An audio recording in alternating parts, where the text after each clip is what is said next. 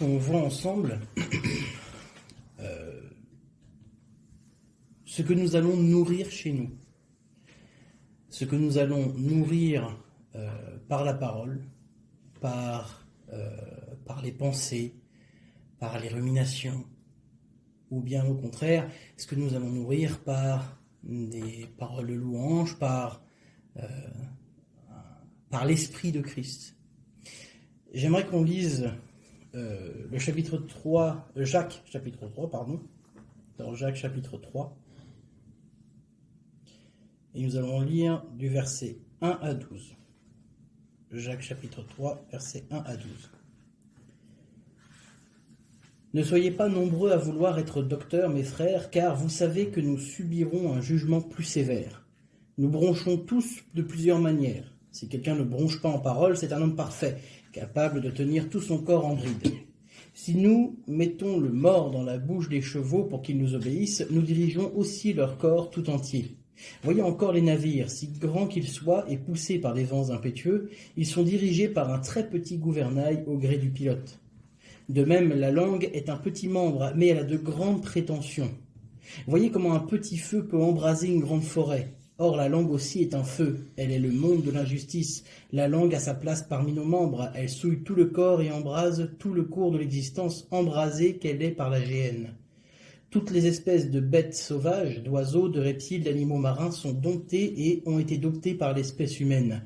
Mais la langue, aucun homme ne peut la dompter, c'est un mal qu'on ne peut pas maîtriser. Elle est pleine d'un venin mortel. Par elle, nous bénissons le Seigneur notre Père, et par elle, nous maudissons les hommes faits à l'image de Dieu. De la même bouche sortent la bénédiction et la malédiction. Il ne faut pas, mes frères, qu'il en soit ainsi. La source fait-elle jaillir par le même orifice l'eau douce et l'eau amère? Un figuier, mes frères, peut-il produire des olives, ou une vigne des figues? Une source salée ne peut pas non plus donner de l'eau douce. Basiquement, c'est assez parlant, ce passage-là. C'est très facile de dire, voilà, qu'est-ce qu'une parole de malédiction? On va tout simplement dire à quelqu'un, je te maudis, je l'insulte, je porte un jugement sur cette personne-là et qui est négatif. Donc on va souvent apporter ce genre de jugement-là. Et ce genre de jugement, ce genre de parole qui est très négative, qui va briser une personne, qui va lui faire du mal, forcément à ses émotions humaines, à sa chair, mais également spirituellement. On peut briser une œuvre entière que le Seigneur a mis en place si nous n'y prêtons pas garde et si en face la personne est fragile, dirons-nous, nous pouvons briser sa volonté de suivre l'Éternel. Nous pouvons empêcher quelque chose que le Seigneur pourrait établir par notre simple bouche. Et nous pouvons faire pousser en nous de mauvais fruits. Parce qu'il y a forcément un impact pour l'autre, mais il y a un impact fort également pour nous-mêmes. On va se baser sur un exemple tout simple. Quelqu'un vous cause un tort. Quelqu'un vous ment, vous trompe, ou moi ce que j'aime bien prendre comme exemple, c'est quelqu'un qui est en voiture. Moi j'attends au stop, et je vois une voiture qui arrive, la voiture ne met pas son clignotant, mais tourne quand même, j'ai attendu pour rien. Ou bien quelqu'un sur un rond-point me crie la priorité. Souvent notre réflexe c'est quoi? C'est il devait être pressé le pauvre. Non, ça j'ai mes doutes. Non, en général il y a souvent une voire plusieurs insultes. Il y a une envie de lui dire ses quatre vérités, bon,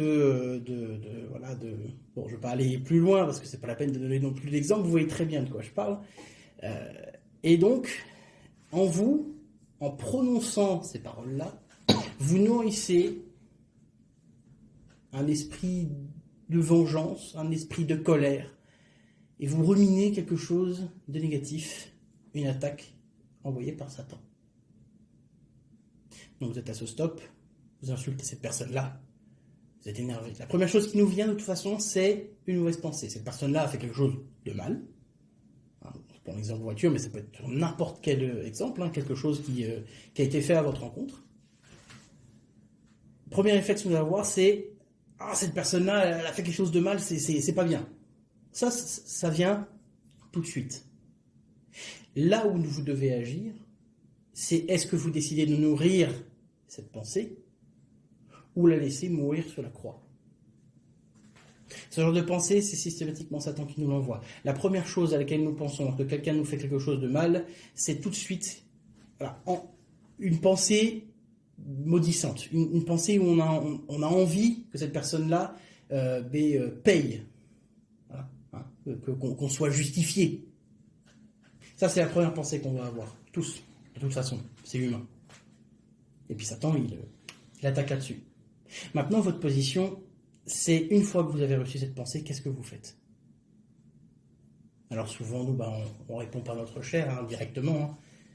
Alors là, cette personne-là nous a fait du tort, allez, la flopée d'insultes, on s'énerve, on s'agace, on nourrit en nous une colère, ça nous met une mauvaise humeur, puis sur la journée, on retient un peu ça rumine encore plus longtemps, et vous voyez, cette colère qui prend forme et qui pousse, et dans la journée, du coup, vous êtes en colère, ou même juste après, vous êtes en colère. Ça vous est jamais arrivé, une fois que vous étiez énervé par quelqu'un, d'avoir donné un petit coup d'accélérateur, ou énervé pour montrer que vous n'êtes pas très content, et puis on accélère un petit peu, ou on donne un coup de volant brusque, ou voilà, un comportement qui n'est finalement tout aussi reprochable que la personne ce qu'elle a fait juste avant. Ou une personne qui vous fait du tort, on a envie de, tiens, je te fais pareil, œil pour œil. Et finalement, on fait exactement la même chose que ce que nous reprochions avant. Donc au final, nous sommes hypocrites. Si nous appelons à la justice parce que quelqu'un nous a fait du mal alors que nous sommes bien, pourquoi est-ce que nous faisons pareil? Mais du coup, cette colère, elle est nourrie. On l'exprime. Et puis ensuite, on va parler à d'autres personnes en disant « Oui, cette personne-là m'a fait du tort, tu te rends compte, et puis c'est pas normal, et puis on va pas se mentir. Souvent, ça enjolive un peu. Ça brode un petit peu autour. Ou ça prête un peu des attentions. Oh, s'il a fait ça, c'est sûrement parce que, voilà. Parce qu'il pense ça, parce qu'il y a eu ça, et puis du coup, il pense ça, puis on prête des attentions. Et puis on dit que, puis qu'est-ce qu'on fait? On médit. On ment. On tord un peu la vérité. Parce qu'on a nourri cette colère-là. Et qu'ensuite, cette colère-là, elle produit du fruit, et notre parole continue de maudire. Et qu'est-ce que ça va faire? Ça va implanter de la malédiction. Ça va implanter d'autres racines de malédiction vers d'autres personnes. Et ces personnes-là, du coup, vont se dire, mais oui, cette personne-là a fait du tort, donc du coup, oui, ces gens-là vont changer d'avis sur tel ou tel événement, telle ou telle personne, et dire, ouais, et puis finalement, les rumeurs et puis les histoires, ça continue de prendre l'ampleur, et au final, on finit avec une vérité qui est complètement tordue, et qui, au final, n'est absolument pas comme ce qui s'est passé à la base. Vous voyez tout ce que ça peut faire, juste parce qu'on a décidé de laisser vivre une parole de malédiction. La parole, elle est vivante. La parole, elle est créatrice. L'Éternel nous a dit, on pourrait déplacer les montagnes. Il suffira juste de le dire. Notre parole est capable de produire énormément de malédictions, mais aussi énormément de bénédictions. Alors depuis tout à l'heure, je donne le mauvais exemple. J'explique comment ça se passe quand ça se passe mal, parce que c'est souvent plus parlant. On se rend compte à quel point notre parole est vraiment puissante. Mais maintenant, rendez-vous compte de l'inverse. Vous êtes à ce rond-point, quelqu'un vous grille la priorité. La première chose que vous allez penser, c'est franchement, c'est pas normal. Puis vous sentez un peu d'agacement. Puis là, vous dites non. Non. Je ne nourrirai pas cette parole. Je ne donnerai pas vie à cette pensée. Vous savez, ce genre de pensée, c'est notre chair qui est restée sur la croix, mais qui hurle dans notre dos en disant « Ah, t'as vu ce qu'il t'a fait, c'est pas normal !» et qui commence un peu là. Et nous, si on décide de prêter l'oreille à ça, on se retourne et puis on redonne vie à notre chair. Mais si nous nous taisons, plutôt que de sortir une parole de malédiction, si nous décidons de fermer notre bouche, notre colère ne sera pas nourrie. Notre rancœur ne sera pas nourrie. Et nous n'allons pas ruminer tout le long de la journée sur quelque chose qui nous est arrivé et qui humainement n'est pas normal. Je veux bien que c'est pas normal qu'on vous grille la priorité, c'est pas normal qu'on vous insulte ou qu'on vous fasse du mal. Je suis entièrement d'accord avec ça. Vivre quelque chose d'injuste aux yeux des hommes, n'est pas forcément injuste aux yeux de l'Éternel. Pourquoi ? À partir du moment où nous demandons à Christ de vivre en nous, et nous demandons à Dieu de faire son œuvre dans notre vie, et de conduire les circonstances de notre vie, il faut bien comprendre que du coup, ce genre de torts qui arrivent sont permis par Dieu. Donc à partir du moment où c'est permis par Dieu, c'est que c'est normal. Ça semble fou humainement, parce qu'on dit oui, mais c'est pas normal qu'on me fasse du mal. Mais il y a des choses que le Seigneur met en place dans nos vies qui vont nous mettre à l'épreuve, qui vont nous mettre dans la difficulté, qui vont mettre en lumière ce qu'il y a de mauvais dans notre vie. C'est ce qui arrive lorsque nous décidons de rouler la pierre, d'ouvrir le tombeau. C'est qu'il y a des choses mauvaises qui sortent et dont on se rend compte, qui sont à la lumière, ça sent mauvais, c'est pas beau. Le Seigneur nous montre. Mais notre position, c'est « Seigneur, oui, je suis comme ça, pardonne-moi. Occupe-t'en. Occupe-t'en. » Nous ne nous rebellons pas contre ce qui arrive dans notre vie. Parce que c'est souvent ce qui va nous faire nous rendre compte que nous avons besoin de Christ. Et lorsque quelqu'un nous fait du tort comme ça, quand nous nous rendons compte à quel point nous avons nourri une colère, à quel point nous avons été médisants, à quel point nous avons maudit, la seule chose à faire, c'est de demander pardon. Bien sûr à la personne, ça paraît normal, mais premièrement, surtout, demander pardon à Christ. Parce que c'est lui que nous avons blessé et surtout nous avons touché à son image. Nous qui nous disons chrétiens, si nous allons voir d'autres personnes en médisant, en maudissant, en ayant un esprit de colère, etc., comment après pourrions-nous dire, oui, mais Christ est la vie et l'amour ? Jacques nous le dit, une source salée ne peut pas non plus donner de l'eau douce. Nous touchons à l'image de Christ. Et à partir du moment où nous touchons à l'image de Christ, là nous sommes dans un immense péché.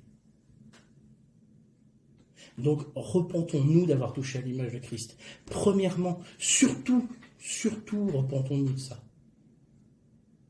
Pour pas qu'il y ait des gens qui disent, oui, lui il se dit chrétien, mais bon, dès qu'il lui arrive le moindre truc, il se met en colère, t'as des gros mots à tout va, et puis alors vas-y que je te, l'amour chrétien, ça on oublie. De toute façon, t'imagines, c'est ça que ça donne les chrétiens, son Dieu ne doit pas être très puissant.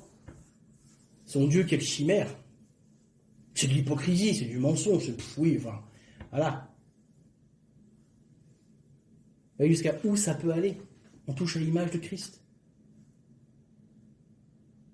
Et voyez tout ce que ça peut détruire dans nos vies. On peut atteindre des gens en disant, on lui donne une image fausse de Christ, Dieu, ça vaut pas la peine. Et c'est du temps perdu pour cette personne-là. Alors le Seigneur, il est amour, donc cette personne-là pourra être confrontée à d'autres situations qui vont le mettre devant Christ. Bien entendu. Mais c'est du temps perdu. C'est du temps perdu. C'est une barrière qu'on ose mettre sur le chemin. On se met entre Christ et son œuvre. Et c'est pas normal. À partir du moment où nous nourrissons de la colère, à partir du moment où nous nourrissons quelque chose qui n'est pas de Christ, c'est une œuvre humaine et charnelle que nous mettons sur la route, entre Christ et son œuvre. Et ça, ce n'est pas normal. Je vous donne encore un exemple pour vous montrer à quel point les paroles maudissantes sont puissantes. Le peuple d'Israël, une fois qu'il a quitté l'Égypte, il n'a fait que murmurer. On a eu un prêche sur les murmures. Il y a un moment de ça, mais je vous conseille de le réécouter. Il n'a fait que murmurer, dire on n'a pas de viande, on était bien en Égypte, on avait ça en Égypte. Je paraphrase du coup, mais on a ça dans le monde. Au moins dans le monde, je pouvais faire ça. Puis j'étais tranquille avec ça. Puis il a fait que murmurer, se plaindre toujours, et puis vraiment nourrir. C'est pas qu'une seule fois. C'est dans le désert, jusqu'à arriver aux portes du pays de la promesse, où dire on se plaint, on n'est pas content. Et ils nourrissent de la rancœur, de la rébellion. Et même encore qui sont devant le pays de la promesse. Ils envoient des espions, les espions reviennent, qu'est-ce qu'ils disent? Ils maudissent le pays que le Seigneur a promis. En disant, ouais, c'est... Bon, je paraphrase, je résume un peu, mais c'est pas aussi bien que ce qu'on voudrait. C'est pas ce dont on a envie. Il y a ça, bon, on n'aime pas trop. Quel était le résultat? 40 ans dans le désert. Vous voyez à quel point les paroles peuvent être puissantes. À quel point cela peut nourrir quelque chose qui va nous faire perdre du temps avec Dieu. Parce que nous nous rebellons, parce que nous ne sommes pas contents, parce que les choses ne nous conviennent pas, les conditions ne nous conviennent pas. Et si nous adoptions plutôt cette position de Seigneur Dieu, oui, toi tu sais toutes choses. Tu es mon Dieu, tu es mon roi, je te fais confiance. Tu es en premier dans ma vie, c'est toi qui es à la barre, c'est toi qui mènes ma vie. Là, nous ne perdons pas de temps. Là, nous avançons. Ne cherchons pas à satisfaire nos envies charnelles. Les pensées de Dieu ne sont pas nos pensées, je le rappelle. Donc, ne cherchons pas à vouloir satisfaire nos envies. On peut demander à l'Éternel, hein. On peut demander. On est fort pour demander. On peut demander, mais Seigneur, là, tu vois, cette situation, je sais que c'est difficile, j'aimerais ceci, j'aimerais ça. On peut lui demander. Mais la chose essentielle à lui demander, et je parle bien de le dire, c'est Seigneur Dieu, ta volonté et non la mienne. Tu sais ce dont j'ai envie, tu sais ce que je voudrais, mais Seigneur Dieu, ta volonté et non la mienne, parce que je sais que toi tu sais toutes choses, et je sais que ton chemin est le chemin de vérité, que ton chemin est le seul chemin.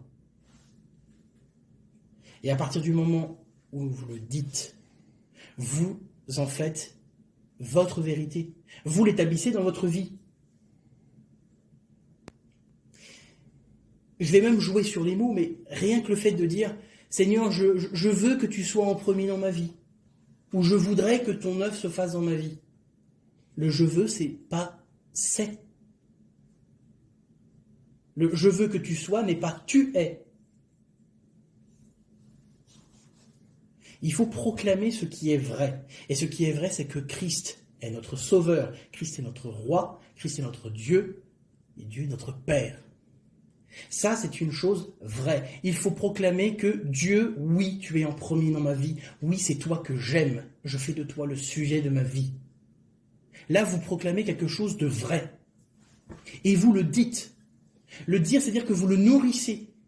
Vous ne nourrissez plus une colère, vous ne nourrissez plus un sentiment négatif, vous ne nourrissez plus les fruits de la chair, mais vous nourrissez les fruits de l'esprit. Et vous proclamez une vérité qui fait que c'est accompli dans votre vie. Là, vous devenez une bonne terre. Là, vous devenez ce serviteur inutile dont le Seigneur va se servir.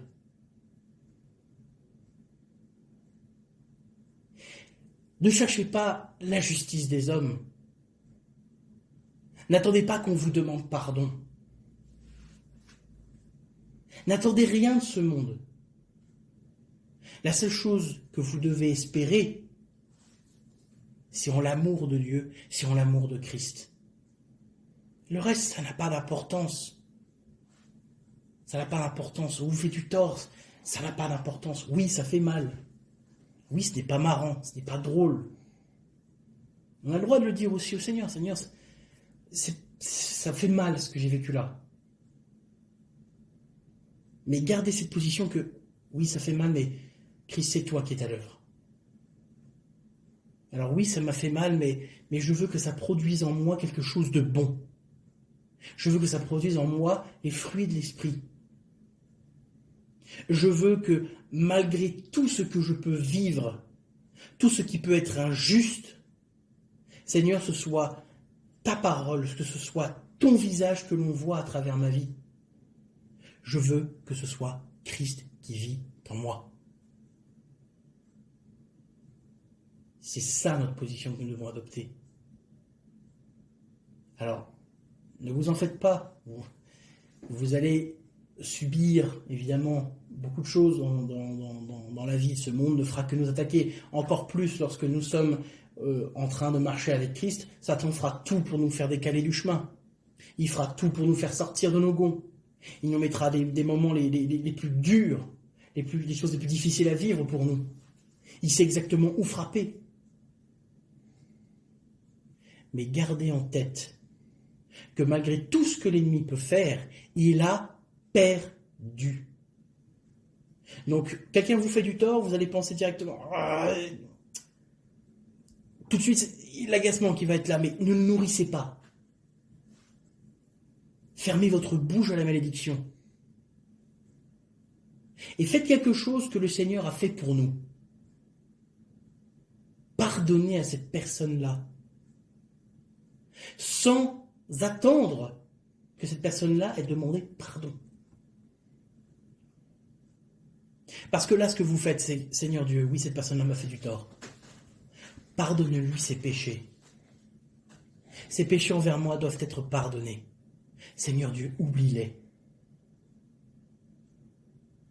Et là, vous n'êtes plus justifié devant les hommes, mais vous êtes justifié devant Dieu, par l'œuvre de Christ.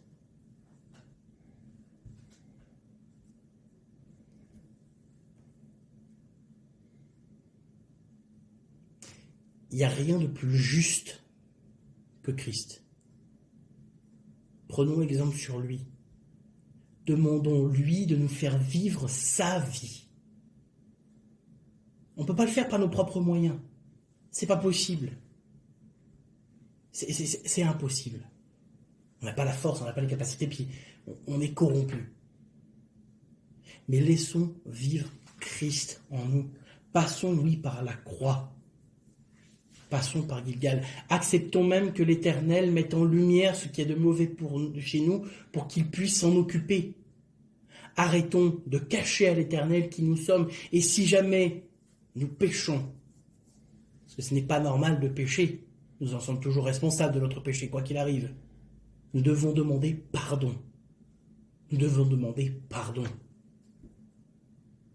À Christ en premier lieu, surtout à Dieu. Surtout, repentez-vous devant Dieu pour tous les péchés que vous faites.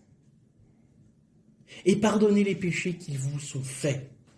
Parce que si vous ne retenez rien de ce qui vous a été fait, et que vous demandez pardon, l'Éternel ne retiendra rien de ce que vous avez fait. Mais si vous retenez, rappelez-vous ça, c'est à la mesure dont vous jugez que vous serez jugé. Rappelez-vous bien de ça. Et lorsque nous nourrissons une mauvaise parole, et que nous maudissons quelqu'un, nous établissons comme vérité que tel à tel est insérez l'insulte que vous voulez insérer. Et vous proclamez, par votre bouche, que c'est une vérité, que cette personne-là est quelqu'un de malhonnête, quelqu'un de mauvais. Vous apportez une condamnation, un jugement et une condamnation. Vous dites, lui il est mauvais. Et on montre du doigt, et on dit, lui il est comme ça, il est comme ci. Et on le juge. Mais si vous retenez votre main, si vous retenez votre bouche, et qu'à la place vous dites, Seigneur Dieu, peu importe les péchés qui me sont faits, qu'ils leur soient pardonnés, vous ne jugez pas, vous ne condamnez pas, vous laissez le jugement à Christ. Donc ne nourrissez pas votre esprit avec des paroles de colère. Ne nourrissez pas votre esprit avec de la malédiction. Ne ruminez pas quelque chose de mauvais. Ruminez plutôt la parole. Pensez à Christ. Rappelez-vous de son nom. Refusez ce que l'ennemi met dans votre cœur. Mais acceptez que Christ en prenne la place, pleinement et entièrement. Faites attention à ce que vous regardez. Faites attention à ce que vous écoutez. Parce que là, je parle de ce que nous nourrissons, mais les autres, qui, eux, ne sont pas forcément, qui ne croient pas vraiment en Dieu, qui ne sont pas fidèles à Christ. Que ce soit des personnes qui ne croient pas, ou même dans les églises.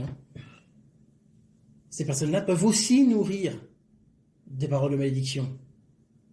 N'oubliez pas que ce monde est soumis à Satan.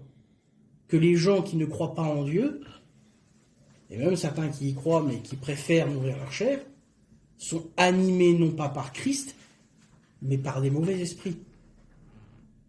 Et ils se serviront de ça, Satan se servira de ça, pour pouvoir vous ébranler, vous. Donc rappelez-vous de Christ. Que ce soit Christ qui soit montré à la place de votre colère. Et s'il y a quelque chose qu'il ne faut pas regarder, s'il y a quelque chose où vous savez que ce n'est pas bon, ne le regardez pas, ne l'écoutez pas. Ne nourrissez pas votre esprit de ce que Satan peut vous proposer. Le monde en est rempli. Rempli. Je pourrais en donner des exemples, j'en aurais pas assez toute la journée. Mais vous, nourrissez-vous de la parole de Dieu.